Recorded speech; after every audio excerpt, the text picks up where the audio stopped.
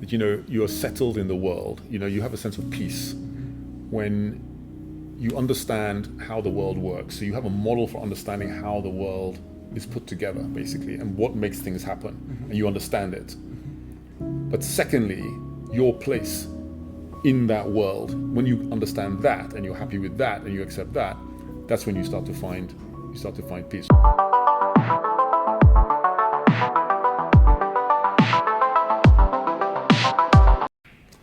Hello, ladies and gentlemen, and welcome to this week's episode of Against All Odds. My name is Daniel Coker, your regular host. And this week, our guest this week, I'm not quite sure how to introduce him because he doesn't fit into any box. He's been a lawyer, he's been an investment banker, he's been an entrepreneur, he's been a philanthropist, and he's also the co-founder of the 10,000 Black Interns Project Foundation. And he's someone I've known for many years. I've sort of followed him from afar. He's been my mentor from afar. He doesn't know this, but I'm telling him now. So, ladies and gentlemen, I'd like to join me in welcoming Mr. Dawid Konotey-Ahulu. Well, thank you so much. It's just a real pleasure to be here, and this is great. I love what you're doing. Thank you. And telling these stories, and thank you. It's a powerful thing to be here. Thank you. Fantastic. So, Dawid, you've had a very interesting career path. You grew up in Ghana. You were educated at Achimota School. You pursued a legal career, and then somewhere along the line, you transitioned into investment banking. And after a while, it looks like you got tired, so you went and co-founded Reddington. You always seem to be co-founding stuff. And thereafter, you co-founded Mallow Street as well, and also co-founded the 10,000 Interns Foundation, formerly the 10,000 Black Interns Program. Can you tell us about your journey? Yes, with pleasure. And again, thank you so much for having me on your show. It means a lot. Look, I've started life in Accra, Kolebu, actually. So okay. the hospital campus. Really? Yeah, okay. where my dad was a newly minted, fresh-faced young doctor in the early 60s. Okay. He came here, did medicine, and met my mother. Okay. I think he was probably supposed to go back and get married to someone locally, but somehow he never got the memo. So were you born here? Or I was born here. Okay. I was born here. So he met my mother, and they've been married now for 61 years. Oh, wow. Okay. Yeah. Okay. They married in... Yeah, almost exactly 61 years ago, in April 62. Oh, okay. Yeah, and then I was born in August 63 here. Okay. But then the big plan was always for my dad to go back to Accra, so he did, and went back to Kolebu and set up, eventually got into specializing in sickle cell anemia. That became his area, and he ended up, I think, having the biggest sickle cell clinic in the world. So I grew up around a very medical family. My mother was a nurse. Okay. So it was a very medical family, and I was actually supposed to do medicine originally. I was going to ask you that, actually. I was supposed to do medicine, but you know how it goes. And so was that a rebellious streak in you? Or? No, it wasn't so much that. I mean, I actually got some offers to do medicine from 3 different medical schools, but completely messed up my A-levels. I didn't work hard enough. I wasn't really a maths, physics, chemistry guy. I mean, I studied maths, physics, chemistry. Okay. But I didn't do quite well enough to get in to do medicine, and I didn't know this part of your story. Yeah, and my mother basically said, "Look, I don't know why you're thinking medicine. You should you should basically do law." So I switched and I did law instead, and eventually ended up going to the bar. Okay, became a barrister. That was an interesting. I can tell you a little bit about that because basically ended up at a set of chambers down in the Temple.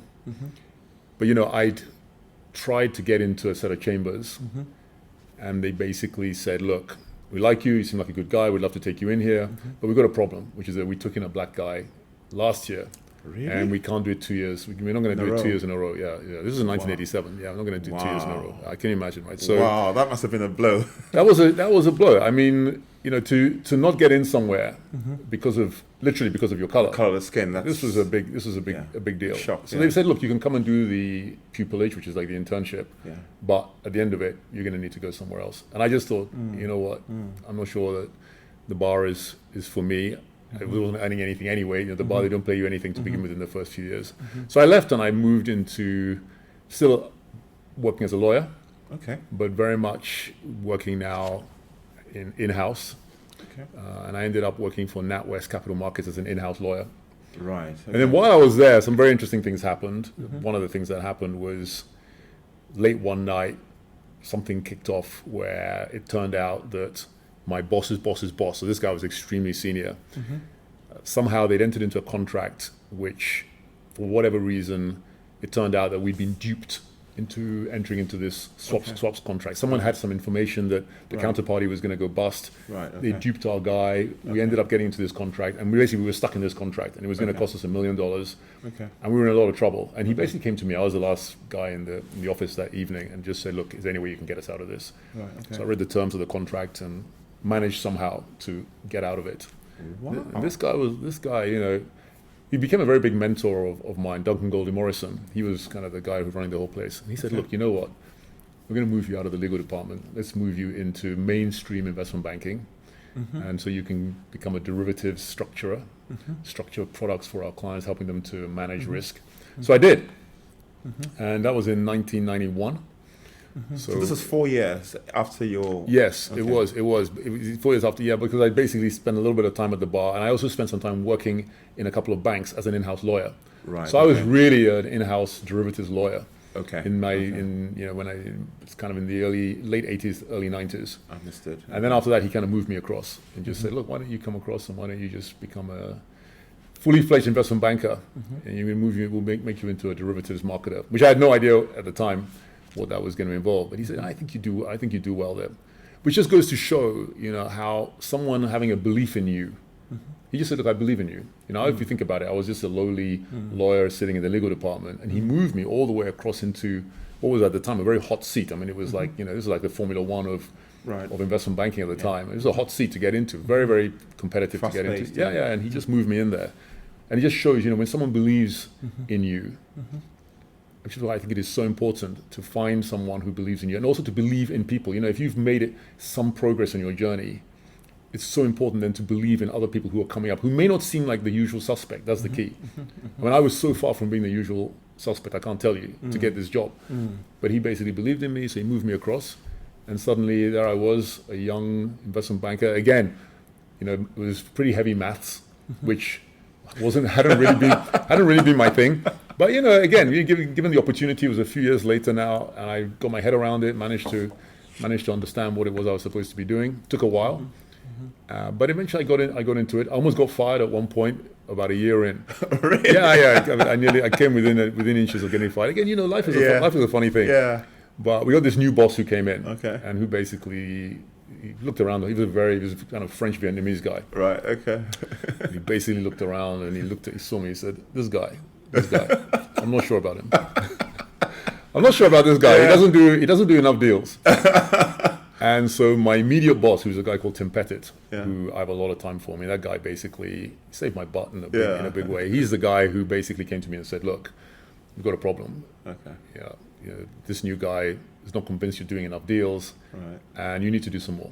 Okay. So I said, "Okay, so what do I need to do?" I said, because every time I pick up the phone to ask the counterparty whether they want to do a transaction, they always say no. He said, "Well, what do you say?" I said, "I don't say anything. I put the phone down." He said, No. When someone says no, it's just the start of the conversation. Okay. So I said, "Okay." So I said, "Oh, I That's thought an interesting point. Yeah, I thought when he says no, it just means no." He said, No. You have to ask him, what do you want to do?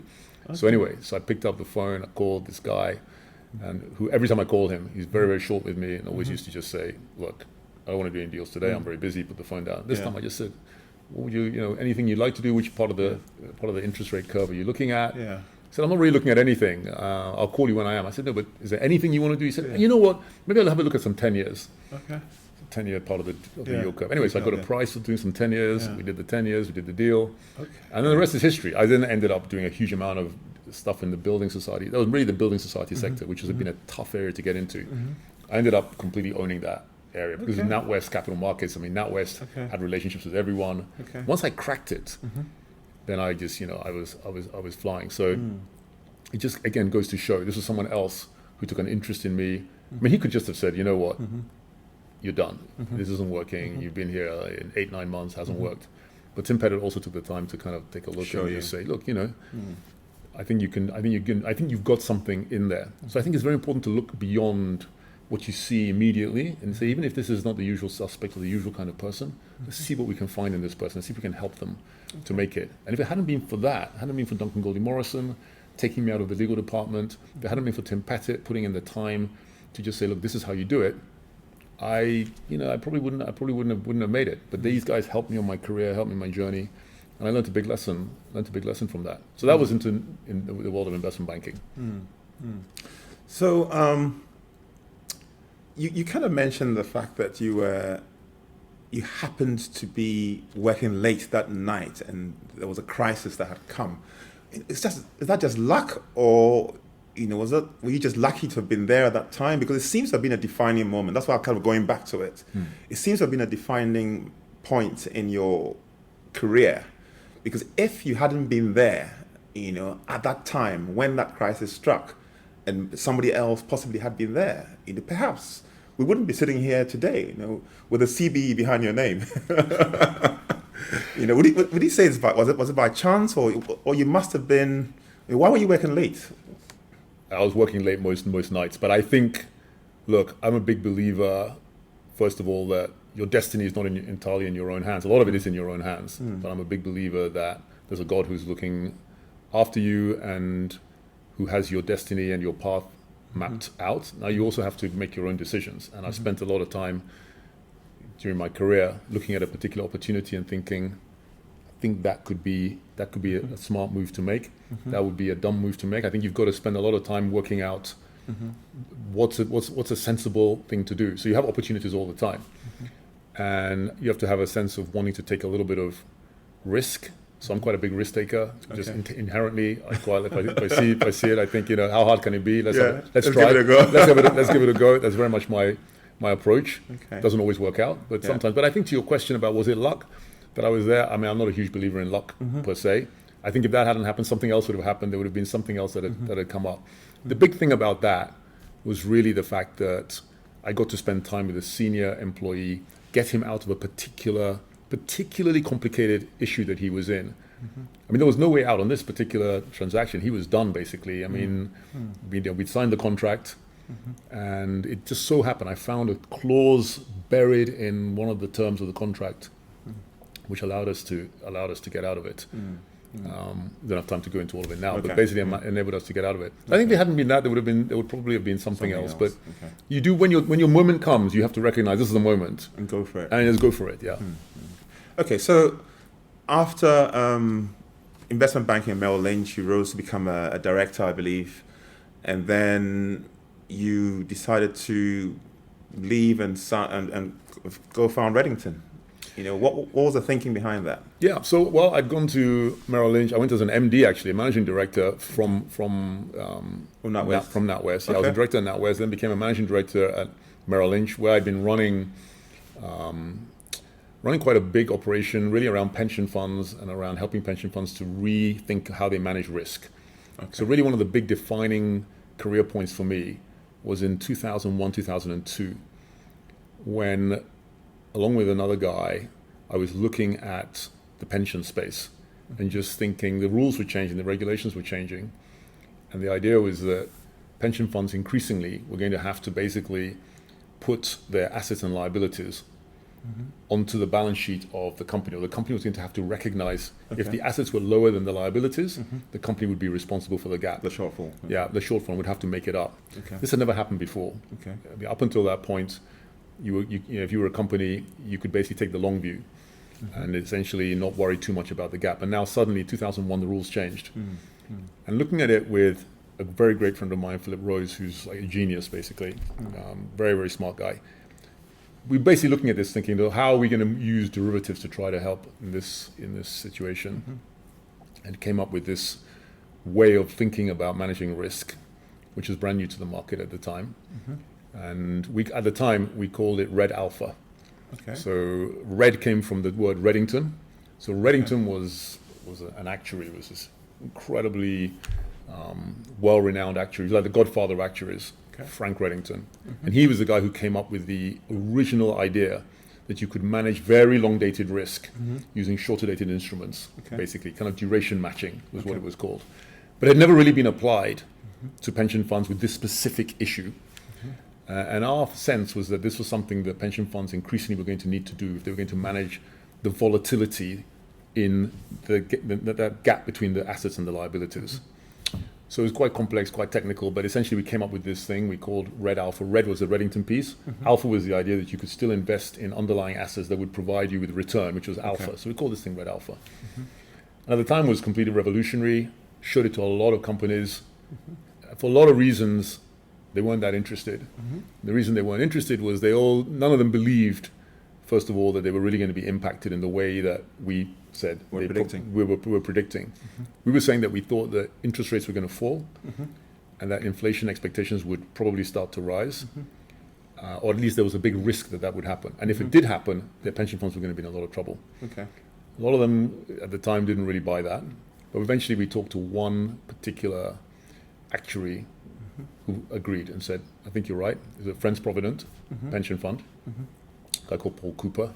And so he did this transaction basically, and immunized the pension fund, which is what it was, an immunization strategy, to immunize the pension fund. And as predicted, interest rates did indeed fall, inflation expectations began to rise, and all pensions everywhere, basically defined benefit pension funds, particular type of pension fund, all of them started to find themselves in real pain, apart from Friends Provident Pension Fund, who had basically immunized and hedged the risk. So then it all took off and became a very big mechanism for managing risk. Got a new name, it got called LDI, Liability Driven Investing. And it took off, and eventually every pension fund ended up doing this. But by 2006, it became clear that we were just doing bits and pieces here and there. If we really wanted the entire industry to change the way it was managing risk, we felt that we needed to become advisors to the entire industry, or to the industry basically. Sitting in a bank in Merrill Lynch, we were doing, like I say, pieces here and there. But really, if you wanted to conduct the orchestra, or if you wanted to get into this and make it scalable, we were going to have to set up our own firm. So with another great friend of mine, Robert Gardner, we were working together. We left and we set up Reddington, and we set it up in 2006. Really, the desire was to change the way the pensions industry managed this very, very fundamental risk that it was running. And so in 2006 we left, we set up Reddington, we got a little workspace in a place called Mallow Street. Now it's all coming together. A little street called Mallow Street. That's where we set up. And these were the headquarters of a charity that had moved out. And this building was really not fit for purpose. I mean, it was freezing in the winter, didn't have any heating. It was boiling in the summer, didn't have any air conditioning. So if you came to see us in the winter, everybody was there wearing woolly hats and gloves with and then during the summer, everyone was just perspiring. So we were there from 2006. Eventually we moved, and we ended up taking other premises. But that's how we got into Reddington. But did you ever see Reddington as being a success, or was it just a calculated risk? I mean, could you see yourselves coming as far as you have done so far, or was it just let's see how this goes? Because you've really scaled, and from what you're describing, you had humble beginnings, and it doesn't feel that way sitting in your offices today.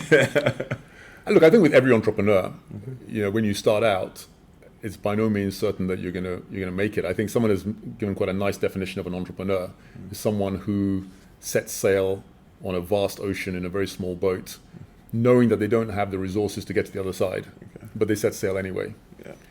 And we set sail 2006 with this big dream, this big ambition. I think we actually wrote it down. We said we want to do for pensions what Jamie Oliver has done for school dinners, or what Stelios had done for air travel. EasyJet. Yeah, we just wanted to make basically well-run pension funds available to everyone. That was really what was driving us. And I think if you talk to either me or you talk to Rob, you would see that was the purpose that just ran through everything we were talking about. The idea that it might fail never really entered our mind, I think. I mean, look, it nearly did in 2007-8. Of course, we then had the global financial crisis, and it almost took us under. I mean, we were, I was going to ask about that, actually. We really were in a lot of trouble. We didn't have enough clients, and we couldn't borrow any money because the global financial crisis, basically credit completely went. We had to pay people. I mean, that year, 2007, 2008, was just, I mean, I can't tell you. I mean, if we were a little boat on an ocean, the waves were very, very big. I mean, for sure, it was by no means guaranteed that we were going to come through this storm. But I think we always kept the faith. We always believed that we were on a mission. And I think with entrepreneurs who succeed, you'll find when you talk to them that there's this beating heart, this pulse, this sense of purpose, that this is the right thing to do. We are going to change the world. We are going to scale.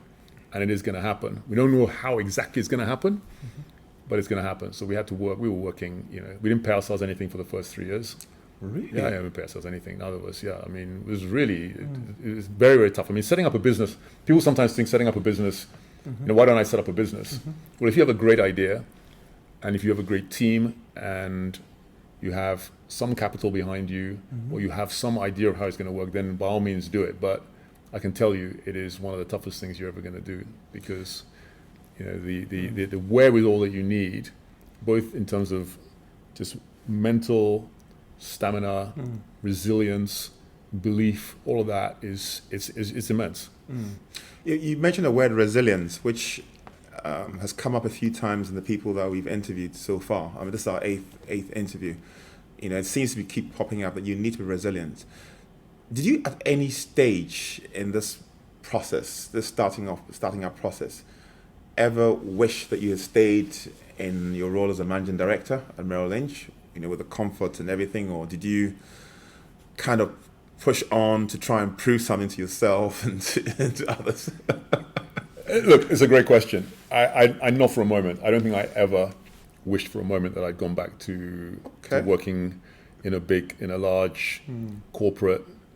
Even though that came with a lot of structure, came with a lot of kudos. When you have a Merrill Lynch business card with managing director written on it, opens a lot of doors. You can get into different places. Where now, literally, I was operating out of somewhere in the back end of the East End. But I think when you know that you're on a mission, and you love what you're doing, and you're driven by a purpose to change the world, which essentially was the lens that we were looking through.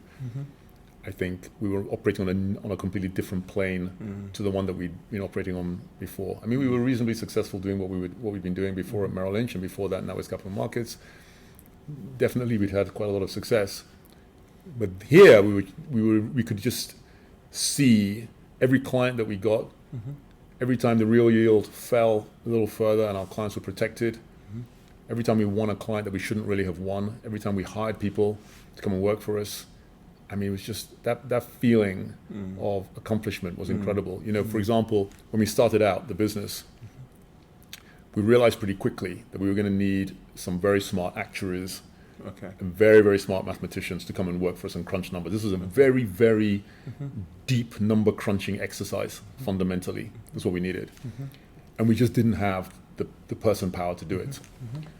So we came up with this idea that we would go to the different universities that were around, and we would see if we could find new graduates who would want to come and work for us. And we went to a couple of universities, and we found that actually there were a number of extremely bright and very talented graduates from China, basically, who would come over here to come and study, and then we're going to go back, basically. But really, they wanted to stay here and work. So we went to a couple of universities. We took a flight up to Scotland and Edinburgh. Went to university up there. Got there at 6 a.m. The flight was super early. Got there, sat there with a sign saying, Reddington. We'd only been going like about 2 or 3 months. And basically said, Reddington, job applications here. Did you have pictures of all those days? And then we got some pictures somewhere. You've got to share those with us. And then we interviewed. And we interviewed them, and basically we only went up for 2. But we ended up just saying, we found like there were about 8. And they were all great. And we were like, you know what? Let's just hire all of them. So we ended up actually with all these young, hungry, very, very smart graduates who had just come out of university, all from China. And so one day the doorbell rings and it's the Home Office. Let me take a sip of water. And the Home Office said, we see that you've been applying for these work visas for all these people from China. Yeah. We see there are only 8 of you in the whole firm. So we're not entirely convinced, and we'd like to just come in, spot check. We're just checking. And you said they're all basically helping you with asset liability management. Yeah. So they came in to interview us. And then I said, look, I tell you what, why don't I just introduce you to the team? Took them down to the team. Okay. They were there for 4 minutes, and then they came up and said, okay, fine. Okay, fine. These guys were so smart. So that was and these guys were the foundation of the firm at the beginning. So in fact, more people were speaking Mandarin in the office than were speaking English. Yeah, because we ended up with about 12. Okay. I'll show you a photograph. We've got a photograph of all our Mandarin-speaking technicians. Okay. And then we went to it and basically, went to the industry and just basically said, there's a better way to manage risk. Okay. Because when you manage risk properly, that allows you then to make smart decisions in the areas where you want to be making the big bets. You want to be taking risk. What you don't want to be taking risk here, where you can't really control it, which is what effectively they were doing. Okay. We were saying, here's a new way to control it. Okay. So it was a very, very challenging, shall we say, stuff. But I think it's like that for all entrepreneurs. You talk to any entrepreneur, they'll tell you that's the journey. So did you have to go out and make presentations to people? How did you grow the business in terms of client base? Was this tapping to people that you had probably dealt with in the past and you had some credibility with, or did you have to sort of go cold and call people and arrange meetings to do presentations? And how did you grow that business? Yeah, it's an excellent question. So of course we were the new kids on the block, and we were not even actuaries. So you got to think about it. We'd come from an investment bank, and we were basically setting up our stall alongside the very, very large, very successful actuarial firms. At the time, you had Tillinghast, 3 or 4. No, this would be like at the time. This would be like it's now Willis Towers Watson, but then was Watson Wyatt, Mercer, Aon, Bacon and Woodrow. Those are the large firms at the time. Okay. And then these 2 guys just suddenly showed up and basically said, "Look, we'd also like to pitch for some of the business." So there were all these RFPs that were coming in, requests for proposals that would be coming in, and we would basically put our name in the hat. Most of the time people would say no, but we were able to show, we had quite a credible story, and we've been doing a lot of work at Merrill Lynch, of course, before we left, with pension funds. That was the whole thing. We'd been doing 3 or 4 years immunizing pension funds, including the Friends Provident pension fund. So for example, we would say that everybody said that this was not going to happen. It happened. Here's one that we basically did before, that we protected. Here's where it is now. And so we had a whole story around what had happened in the past and how successful the strategy had been. And then, we started to get, I think, Aviva said yes, Talent said yes, some very large pension funds suddenly said yes. Royal Mail was actually our first. Oh, really? It was actually our first client, and it was very funny because Royal Mail basically came to us and said, "Look, the government is asking about the pension fund. Is there a way that you could come and advise us on this?" So we ended up we went into the Treasury, and I remember we only just got set up 2 or 3 weeks earlier, so we hadn't even had our business cards printed yet. So I had my home address on this thing. I basically handed it to the guy from the government. Yeah. So the room was packed. So he looked at my business card. He said, Welland Garden City. Very good. So tell us, what's your idea? So anyway, we did, and we ended up helping them, and it was successful. So we had when looking back on it, we smile, but at the time it was demanding without a doubt. And then you also set up Mallow Street, which you also mentioned that that's where your first offices were. Yes. But Mallow Street is a platform. Yes. Can you just tell us a little bit about that? Mallow Street is really a convening platform. So we bring together the industry, so asset managers, pension funds, some investment. Is it like a screen or consultants. something? It's online, but we do a lot in person. So we have summits. We have Mallow Street summits. In fact, I've got one next week where we go away and we spend 2 or 3 days really breaking bread and communing and bringing the industry together. And we talk about the really big issues of the day. So we have speakers who come in and will talk to us, might come and talk about what's happening in Ukraine, Russia at the moment. Or for example, we'll talk very, an area that hot topic might be China and Taiwan. Okay. What exactly is China thinking about? What are they going to do? And we'll have someone come and talk to us who's an expert in that area. Something to do with geopolitics, or we'll have someone to come and talk about climate and what's going on in that space, or the way the US is looking at Europe. So a lot on geopolitics, a lot around ESG, so the environment, social governance, these sorts of issues. Yeah, we might have someone talking to us about some area of healthcare. We'll have someone on technology, something on AI. But then we have lots of presentations as well between asset managers and pension fund trustees, just explaining this is what we do. This is, it'll be a sort of masterclass, if you like, of how. And do you have like breakout sessions? Yeah, breakout sessions, that sort of thing as well. Yeah. To discuss things in further detail. And we've also now introduced some very interesting AI. Okay. Yeah, which is going to change the game. So watch this space. Right. But we can do some very interesting tech analysis, technical analysis of the conversations that are happening. What are people actually thinking?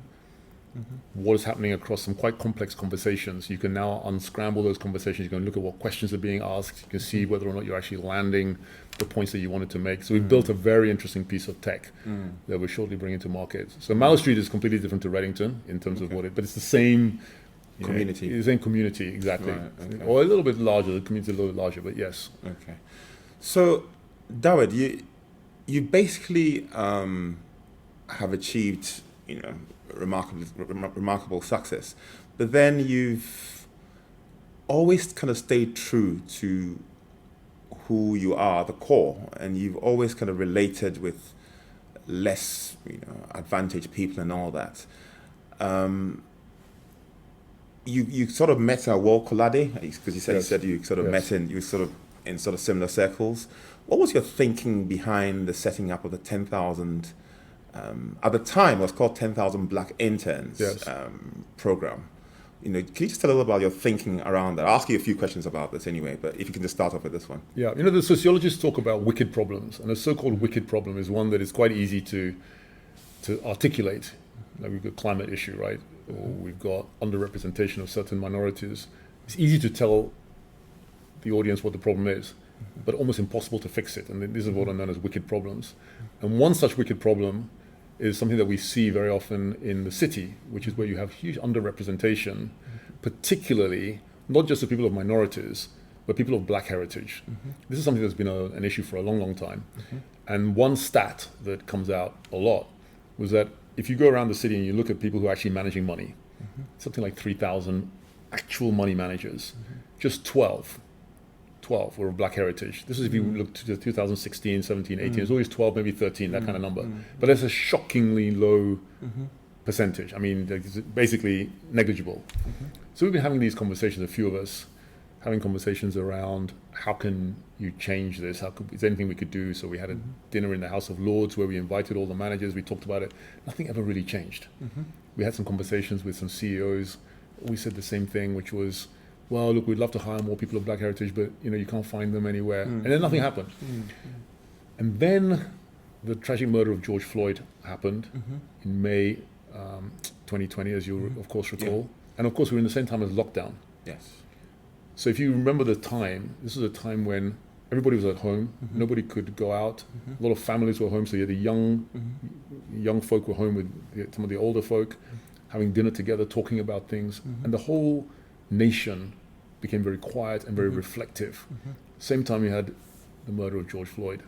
So suddenly the voices of Black people, you could suddenly hear them. It was so quiet. Suddenly these voices that had been there, but nobody had heard them before, suddenly you could hear them.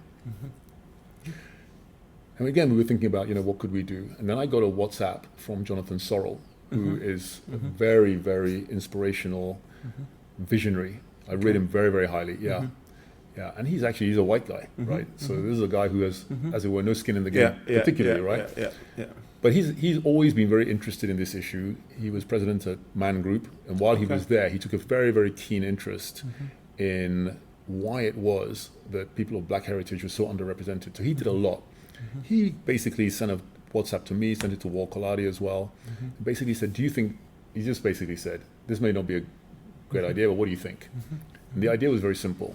It was, why don't we, between us, call up senior executives, some of the largest asset management firms, and just ask them if they would be prepared to offer an internship, 6-week internship, so not too long, paid, but paid at the living wage. So basically, just to cover the transport, sensible remuneration.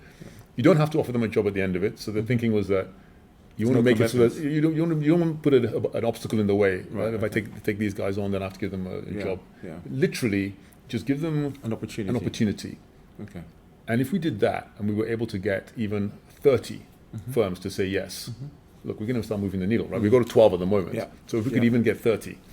So we said, well, it's a great idea. And we'll do it over the summer of 21. That was when the internships would run.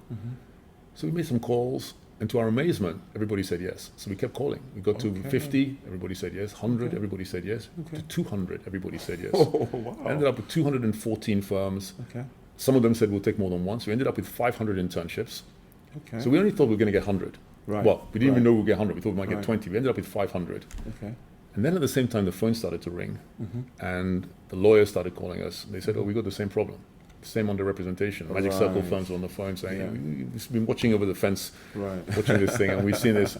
And then the accountancy firms also called. Before we knew it, basically every sector had the same issue, some worse than others. But by and large, everyone had this issue. So we said, well, look, how about we roll this out wider? Why don't we try and see if we can find 100 internships across 20 different sectors, which would give us 2,000 per year. We do it for 5 years. 5 times 2,000 is 10,000, which is how we went from 100 black interns, first of all, to 10,000 black interns, yes. So that's how that went. And the thinking behind it was simply, look, you have to be bold, and you have to be courageous, and sometimes you have to step out there and you have to do things that have not been done before. That's really a large part of it, because when you start doing it, people are like, that's never been done before. So if it was that easy, people would have done it. And actually it turns out that sometimes there's a time and a place in history where you have to step up and you have to do it. So it was Jonathan's idea originally, and then we picked it up, we got behind it, and then we all had our connections. Walt Konate had a lot of connections in the private equity space, and corporates generally. I had a lot of connections in the pensions and asset management space. John also in the hedge fund space. Between us, we managed to do that, and then we also had Michael Barrington Hibbert. Also came, who I think you may know, also came on board. And then we had trustees, Stu Breyer, Faye Woodhead also came on board. And now we've basically moved from race into disability. Yes, I was going to ask you that as well, because, so let's just take this back one step. So you started off with a 5-year vision. Yes. Of 10,000 black interns. And then that has progressed into the 10,000... able interns. 10,000 Interns Foundation. Foundation, yes. That's because to begin with, we were just 10,000 black interns. But then we realized that if you can call someone up and say, would you be prepared to offer an internship to someone of black heritage? There are actually many other minorities who are also underrepresented. For example, people with disability. You know, when was the last time you worked with someone who was profoundly affected with hearing issues, or cannot see, or is in a wheelchair, cerebral palsy, or has neurodiverse issues, you know, might have some form of autism.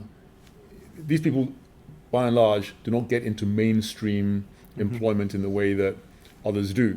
And so we just said, look, why don't we do the same thing? So we did it. We just repeated the process. Started with 100. Now it's going to move to 10,000. So we're doing it around. We call that 10,000 able interns. It sits alongside the 10,000 black interns. But it all now feeds into 10,000 interns.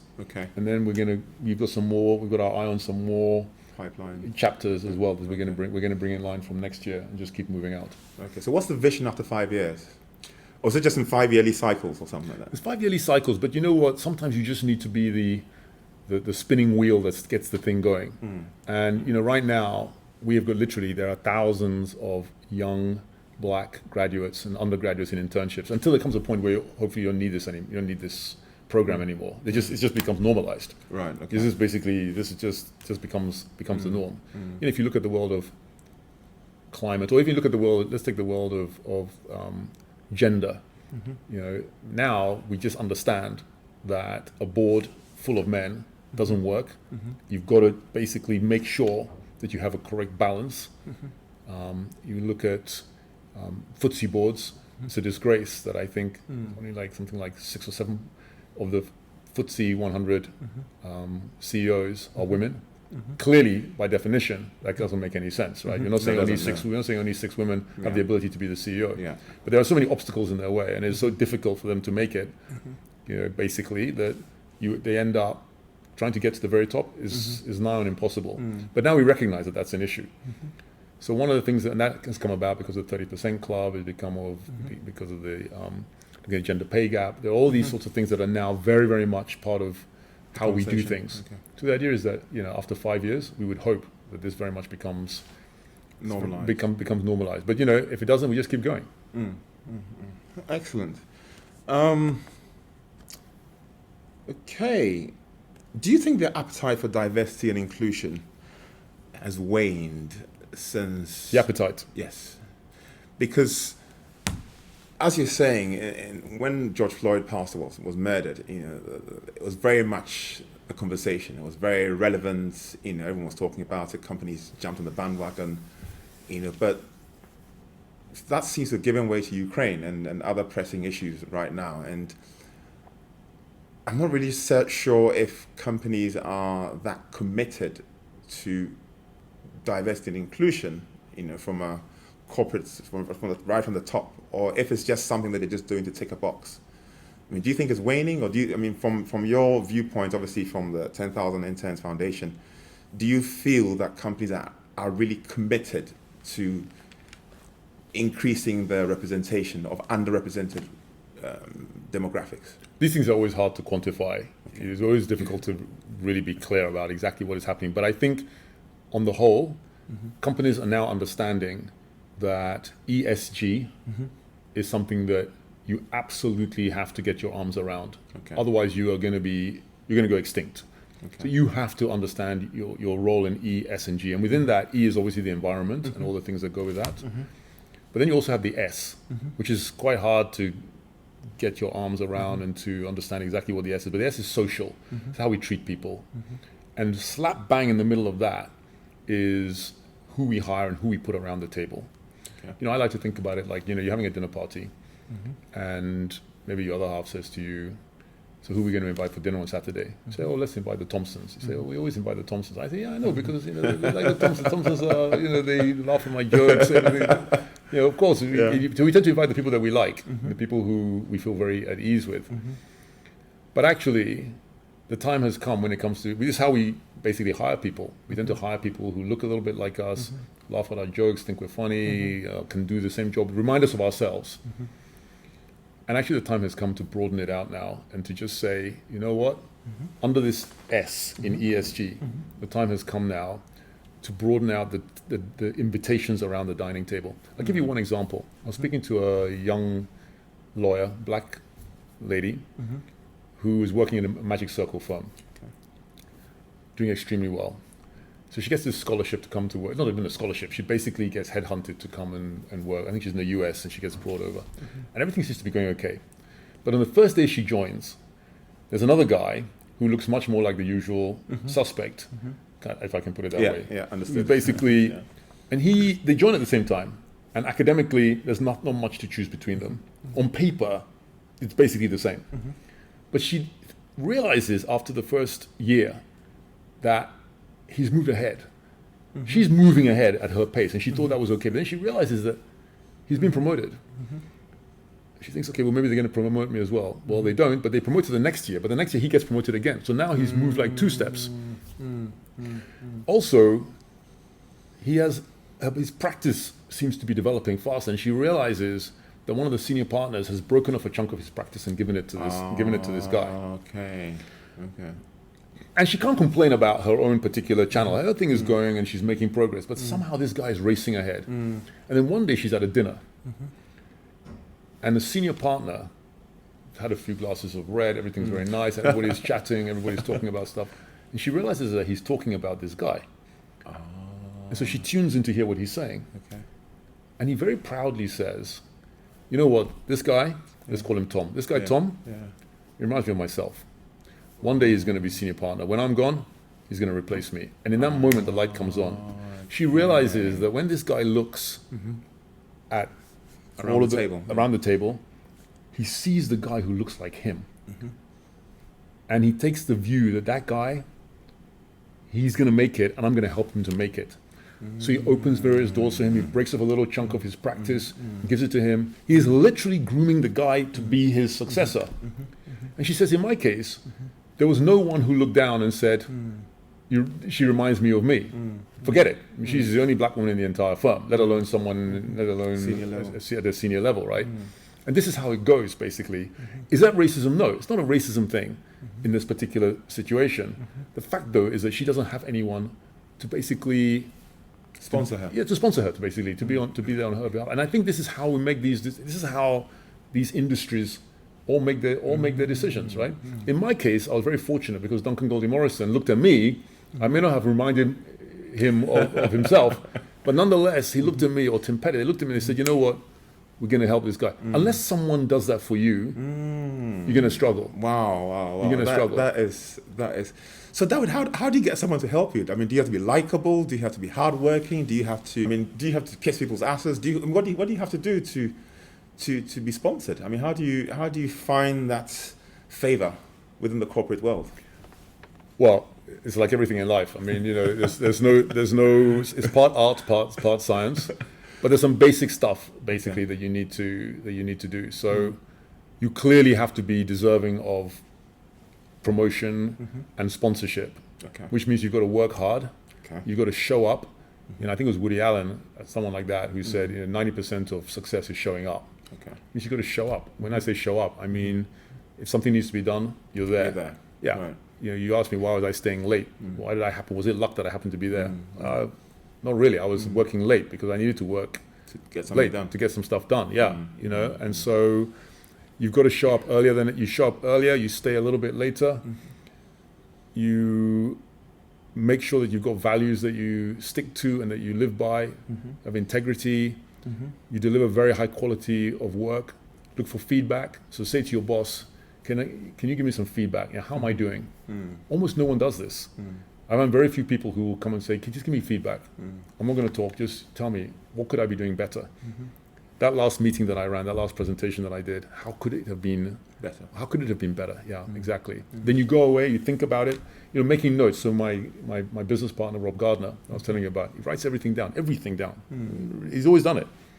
Literally, ever since I've known him, when I hired him back in 2003, he was writing everything down. Well, if you write everything down, it means you don't forget it. It means that the weekend you can go back and take a look at everything that you've done during the week. Most people don't do it. Read good books. Read The Economist. Read the FT. If you put all the work in, it's like everything. It's like going to the gym. You get out what you put in. It's the same with this. I think sometimes people feel like, I should be sponsored and mentored, precisely because of my color. No, that's not why you get sponsored and mentored. Get sponsored and mentored because for a reason, because you're good enough and because you're competent. I mean, you could have got to earn the sponsorship in a way. You have to earn it. You have to earn it. Someone's got to look at you and think, I want to, that person, I want to help them. Because otherwise, there's reputational risk. I mean, if somebody sponsors you and you're sort of lazy and you don't really apply yourself, then it reflects badly on them, I guess. Yeah, for sure. Okay. So moving swiftly on, what motivates you? What motivates me? That's a very good question. Look, I mean, I'm very driven to try and change the world and make the world a better place, which sounds like, sounds like the sort of thing that that one might just kind of make up or just say just because. But I genuinely, I'm constantly on a mission to try to make things better, and they say if it ain't broke, don't fix it. Don't fix it. Yeah. Whereas if it's not broke, break it and then fix it. So I spend a lot of time breaking things and then trying to make them better. So if you think about the pensions industry and trying to do that in early 2003, that was all about seeing disruption. Yeah, it's about disruption. Yeah, I'm a big disruptor. I like to disrupt the status quo. One of my mantras is, how hard can it be? So I tend to see everything. I'm a little too optimistic. If I come up with a business idea, I expect everybody to get on board with the thing and let's make this thing happen. Right. I don't expect a long list of reasons why it can't happen. Yeah. So I'm very positive in making things happen. I tend to I need help with making the thing actually happen. So I need people who are very good at execution around me. Right. Okay. So you're more of a visionary. I'm definitely a visionary, but I mean, look, I can get into the detail. I think as a lawyer, you tend to get, and sometimes I do have to get into a lot of detail, but I don't enjoy the nitty-gritty. Yeah, I don't enjoy that quite so Much, yeah. quite as much. Well, at least not when it's mundane. You got to do the same Yeah, thing. I like change basically. Right. So I like to see things move and I like to see things progress. But what drives me, look, at the moment, one of the things that I really care about is underrepresentation. Okay. So where I see people who didn't get the invitation to sit around the table, I want to change that. So I sit on the board of a few charities. I sit on the board of Mission 44, which is Lewis Hamilton's charitable foundation. Okay. Yeah, you listen to his story and what happened to him at school in Stevenage. The headmaster said to him, Hamilton, you'll never amount to anything. Get out, and kicked him out. Really? Oh yeah. His story is really quite shocking. I actually know his dad. Anthony Hamilton. Yeah, Yes, yeah, exactly. times, Yeah. He's great. Anthony. He's a good friend of mine as well. Yeah. And what he did for his boys, both of them, by the way, because people talk about Lewis, but he's also got his brother Nicholas. Yeah, who's has some disability. Yeah, he's got cerebral palsy. And, but he's done well for himself. Oh, he's an incredible guy. In some ways, I look at him and I'm as impressed with him as I am with Lewis. Yeah. And Anthony's very much, given them huge amount of support and inspiration. No, very, very, very impressive family. So I sit on that board because that's all about helping other charities. It's basically Lewis has put a lot of funding into that, and then we're also raising funding. And the idea is that we're now writing checks and giving support to charities that are deserving of it, in that they're helping with underrepresentation, either through the lens of education or employment or empowerment. So any charities that are operating in that space for underrepresentation. So I'm very, very drawn to that. And I also sit on the board of Somerset House, which has got 2,000 young creatives, again, people basically who don't have a seat around the table, but particularly in the creative arts and with a twist of tech as well in there. We're all looking to make their way in the world. And the reason why I'm so interested in this is that was me once upon a time, Kolebu boy, trying to, I got here in 1979. I was the only black kid in my school. And it was only me. And when I arrived, the teacher teaching biology said, what's your name? And I said, Dawid Konotey-Ahulu. And he just said, that's ridiculous. We're going to call you Joe. Really? Yeah, we're going to call you Joe. So he called me Joe the whole time I was at school. Even now, if someone says Joe, I still look around. Yeah, so, those were very, very tough, difficult times. And in those days, there was no ESG, the SESG, none of that stuff. No. Those were very, very tough times. Very, very tough times. So trying to make my way, and I know what it is to be anxious and to be, to be scared and to be afraid and to have very, very high levels of stress and anxiety. And a lot of young people today have a lot of stress in operating with anxiety. And I get it. I understand it. I used to have huge stomach pains and aches. Really? Yeah. From just being anxious. Yeah, because when I left Ghana, we just had the revolution. The revolution, the revolution, June 4th revolution, 1979. All of us who lived through that, the stress levels were through the roof. I mean, the anxiety, the uncertainty, the pain that, we all went through. So, and then leaving that environment of super high stress and volatility and anxiety, and then coming here, which in its own way was also very stressful and very volatile. Yeah, and not volatile, but just, just trying to find my space, trying to find your place was very hard. And someone has said that, you are settled in the world, you have a sense of peace when you understand how the world works. So you have a model for understanding how the world is put together, basically, and what makes things happen, and you understand it. But secondly, your place in that world, when you understand that and you're happy with that and you accept that, that's when you start to find peace. Whether it's your Christianity or whether it's whatever it might be, your worldview combined with, and this is where I fit into that. That was it. So coming here, having come out of Ghana 79 and coming here, and we'd already been here for a year earlier in 1977. We came for 1 year earlier. Okay. My dad got himself into some difficulties by telling General Achampong that maybe it was time that he should think about stepping down. Oh, really? Yeah. He didn't endear himself to the general. So we had the ruling party at the time. So we had to run. Right. And so we were here for a year, and then went back. We went back, and then stayed for a year, and then after a year we left. Yeah. So This idea of trying to find your place and helping others to do the same thing, a very big deal for me. Okay. So, Dawid, you're recently awarded a CBE by King Charles on his first honours list. You know, how does that feel? Because it sort of validates what you're doing. I mean, let's not kid ourselves. I mean, it's a different level, right? When you know people at that sort of level recognize your contribution to diversity and inclusion, which I believe was what the CBE was for. I mean, how did that feel, and what has that done for the Black Interns Foundation as a whole?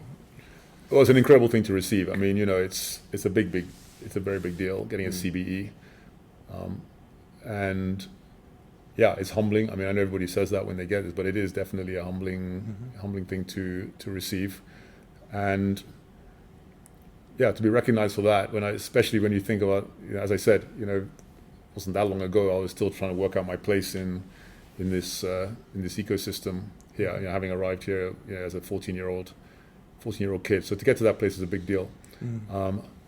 Look, it's also a team effort. It's not just me. I know I got it, but actually, I'm working with a lot of different people who actually deserve also to be recognized. Yeah, exactly. So it's a big deal, and people take it very seriously. You know, until you get it, you don't quite know what it means. But once you get it, you realize that people take it seriously. It is definitely a big honor.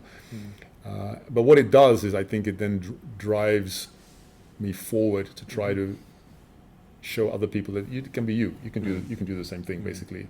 If you can come from my background, then you can end up, you know, starting a couple of firms and, you know, successfully influencing the way an industry works, and then getting this kind of recognition. Yeah, I mean, if I can do it, anybody can do it. Is the truth of the matter. So, yeah, as I approach my 60th birthday in August, you're looking very well for that. Very kind.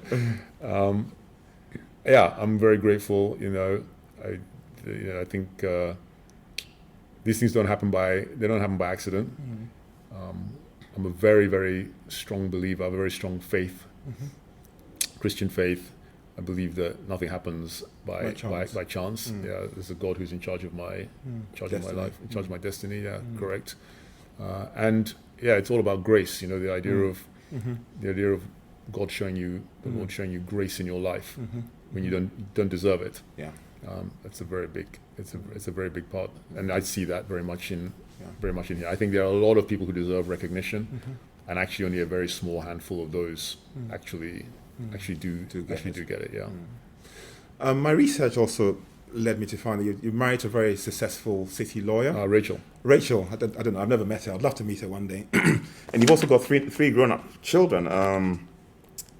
James. You've got James, who's 30, Olivia, and then Ben. Yes. Yeah. What role has Rachel played in your journey so far? And have any of the children picked up your entrepreneurial bug? That's a great question. Well, look, I mean, you don't get anywhere in this life unless your spouse is with you and keeps you very firmly grounded. So I think, you know, Rachel's she's a very, very powerful ally on my journey. I think if I really want to test something and I want to say, do you think this is a good idea? I'll go to her, because she doesn't mince. If I really want to know the real truth, yeah, exactly, I'll go to her, and then she'll normally, almost always, she'll tell me exactly what she thinks, and she's very smart, right? You know, she's more intelligent than I am for sure, and she's definitely. I hope she's going to be watching this podcast. Yeah, but look, I mean, you know, she gets straight A's at A level, all that kind of So she's very, very, very, very smart, and sees the world differently to me. So I'm very much kind of, you know, how hard can it be? Let's go do this thing. And she's much more grounded, much more, takes a more sensible, pragmatic view of things. So often will just tell me, look, you haven't thought about this or this. So she's been a huge part of the whole thing. And look, you know, when I started Reddington with Rob way back when, 2006, we just bought a house to take out a huge mortgage to make it happen. Didn't pay ourselves anything for 3 years. So money was tight, you know, and so if your wife isn't on the venture with you and supporting you, you're going to be you're not going to make it. So she's been incredible. Yeah, she's been really incredible. And now she's a lawyer, sorting out all the issues that come her way. She's got a lot of different on her plate. She's got a lot of different things that she's dealing with. The children have all. I say children. They're not children, right? They're all grown. James is a writer, so he writes for a creative agency. He's a phenomenal writer. He's very. I'd love to interview him one day. He's a very, very, very impressive writer. Thinks very, very clearly. Is able to just articulate exactly what it is you're trying to say. So if you have an issue, as a company, you want to have your website rewritten or your collateral rewritten or just your overall strategy, you'd go to him. Okay. Olivia is a journalist at Bloomberg. Okay. Yeah, so she writes about matters of equality and the things that really care around that. Okay. S, if you like, the S in ESG. Okay. That's her area. Yeah. Right. Okay. Yeah, she's done some very powerful pieces. Okay. Yeah, you check out Olivia Konotey-Ahulu. Yeah. No, definitely. Yeah, definitely. She's done some very. And I would love to interview her as well. Yeah. Well. Yeah. Everything. Yeah. And then Ben is the youngest, and Ben is incredibly creative. He's in the film industry. Okay. Yeah. So one day he's going to be watch this space. One day he's going to be a film director, but he's making his way there. So everybody's doing their own little thing. They're all doing their thing. They're all doing their thing. Yeah. I wonder how Prof feels that no one took after him. It's medical professional. Yeah. He must think about it because I know your dad very well. Yes. And he's very passionate about his. He is passionate about his medicine. Craft. He is very passionate. He is very passionate. Have you had any? You've sort of mentioned a few people who mentored you. How important do you think it is for people to have mentors? I think it's very important. Immediately after this, I've got a young guy. I'm going to go speak to him. He wants to just talk about. I just think that if you are in your 20s, just trying to work out how do I make good decisions and just to be inspired, just having a regular phone call where you just talk about what's happened during the week. What did you decide to do at the start of the week, and have you done it yet? And if not, why not? And just getting people that kind of the rhythm of getting stuff done, that's important, making smart decisions. The idea of what we sometimes call living in the gap. The idea of living in the gap? The idea of living in the gap is that if you think about life, there are all these gaps. Every day there's a gap. Very, very just short periods of time where you have to make a decision. Someone asks you for money on the street. Am I going to give them something or am I going to walk straight by? Something comes up where you get asked to make a decision. Am I going to do that or am I going to do that? It's in the gap. And people who end up in a bad place in life tend to make bad decisions, poor decisions in the gap repeatedly. Right. Okay. And you end up in a bad place. People who do well, by and large, for whatever reason, tend to make more good decisions in the gaps of life. Either because they've got some framework or because where they were brought up or they know that they've got the parental influence or whatever it may be. And I just think often when I'm talking to young, particularly young men, I like to emphasize the importance of making sure you make good decisions in all of those gaps. You'd be surprised how many, should I get up now or should I sleep another 2 hours? Right. You wake up at 7 in the morning.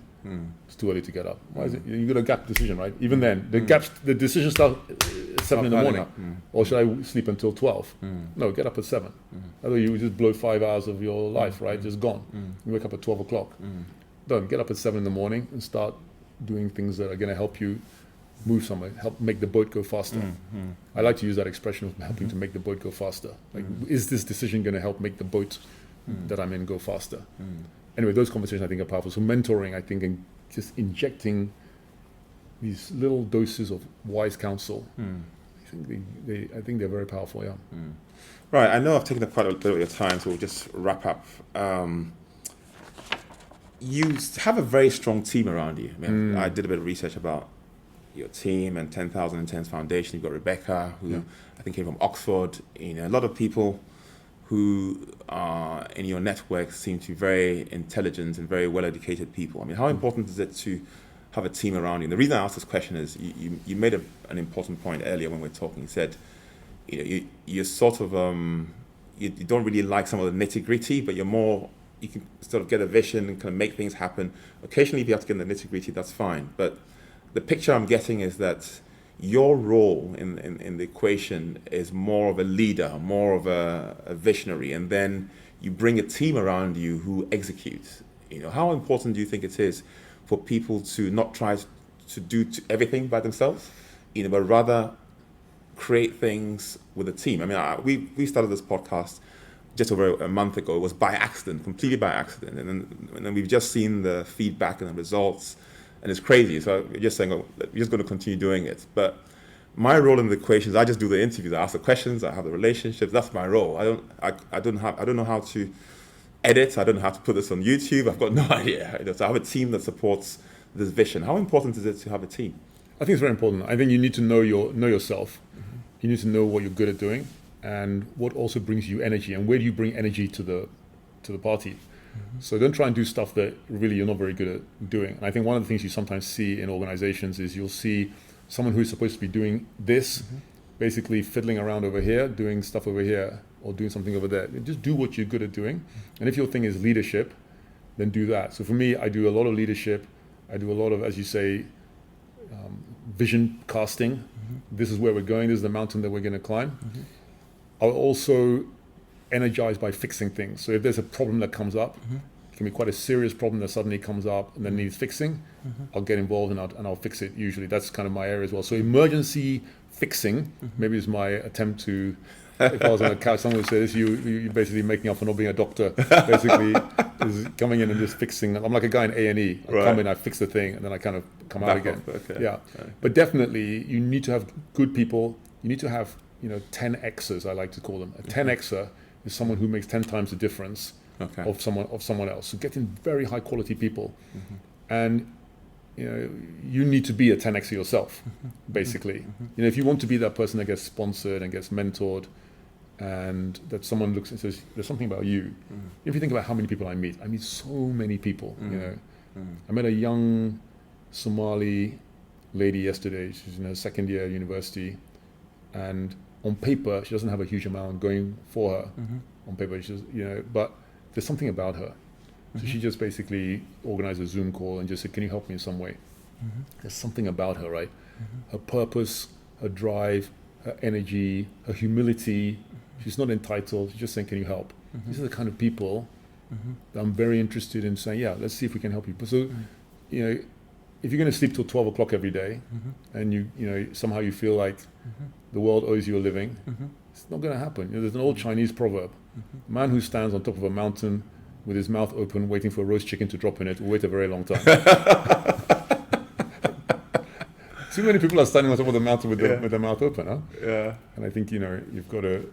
Yeah, you basically got to go find the roast. You've got to go find the chicken and roast it for yourself. Yeah, I'll let you go to. There's other questions I had, but we've kind of run out of time, because you seem to have a lot of time for people who are, you're extremely busy, and I know you have lots of responsibilities, people looking up to you and all that. But you seem to have a lot of time for ordinary people. I can WhatsApp you at any time, and I get a response. And for me, I'm really humbled by that, and it's a very unique attribute of yourself, and I've learned a lot from it as well. I try and relate to people, and it's just a really, really good way of connecting and all that. So, Dawid, this is a bit of a sensitive topic, and you're more than welcome not to say anything about it if you don't want to. But you had prostate cancer some years ago, and I'm quite familiar with cancer in the family. My sister had breast cancer as well, who's your mate actually. She had breast cancer some years ago, and it's very draining having to deal with that reality, and still basically meet all the responsibilities that you have to, work-wise, society-wise, and all that. How did you deal with that? Just tell us a bit about that experience. It was exactly 4 years ago that I was diagnosed. Yeah, I just went for my annual medical. Okay. Yeah, and my PSA, which is the prostate-specific antigen, which is a blood test you can do, was just very slightly elevated. So normal is 3.0 or below. Okay. Mine was 3.1. Okay. So it was almost the smallest increment you could have above normal. Okay. But they said, look, you need to go and see a urologist. So I did. I went to see and had some tests done, had an MRI done, and they basically said, yeah, it looks like you could have what they call clinically significant cancer. So I then had to have a biopsy. So I had a biopsy, and they came back and they said, yeah, you've got it. You've got full-blown prostate cancer. Really? I had no symptoms. I had no symptoms, and I was young. I was, it's 4 years ago. I was 55, and yeah, I mean, my whole world kind of, basically stopped dead, as you can imagine. And when you have a diagnosis like that you're not expecting, Yes. no symptoms, nothing. Yeah. If you have something Yeah. going on and you go to see the Yeah. doctor, you may expect, but there's nothing. This is just a routine check. So the first thing I realized is that how important to get a regular check is. Like, if you are over 45, and by the way, this affects black men twice as much as white men. So it's 1 in 8 white men will get prostate cancer, 1 in 4 for a black man. So if you're black and you're 45 or older, you should get your prostate checked. Yeah, absolutely, Okay. no doubt about it. Okay. So then, I then had to have surgery July. So I had it July the 4th. So I had Really? I had very major surgery in July 2019, July the 4th, as I say, coming up to 4 years now. Wow. And it's a big deal. I mean, if you catch it early, the thing about prostate cancer, even though it's one of the big ones, and it's it's almost like it's the male equivalent of breast cancer. If you catch it early, you can get it all out because it tends to stay in the prostate until it spreads. Right. Yeah, Okay. but once it spreads, it's a different thing, and then it's a lot more complicated to deal with.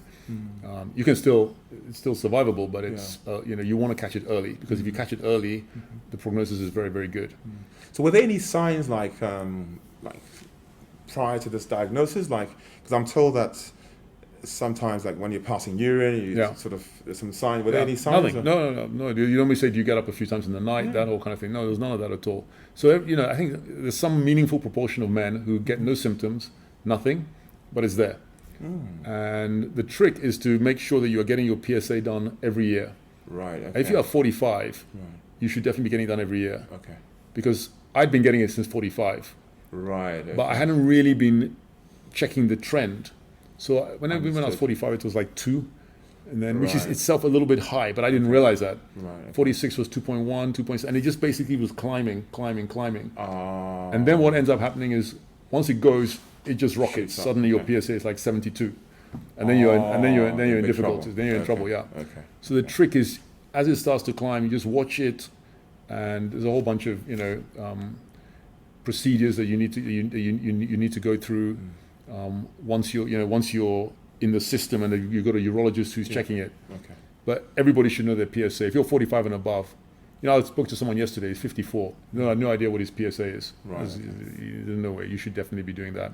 So it's a big deal. Okay. I had to tell the family, and that was a very very Difficult. Yeah, it's extremely difficult. Because now you're facing mortality, your own mortality suddenly. In your mid 50s. Yeah. My folks are like 90, right? 92, both my parents. So I thought it was just Yeah. a foregone conclusion. No, I'm sure you'll be fine. but suddenly at 55 you get the diagnosis. Yeah. But now you can do something. You got choices. Yes. Yeah. And I know a lot of young black guys don't like to get checked out.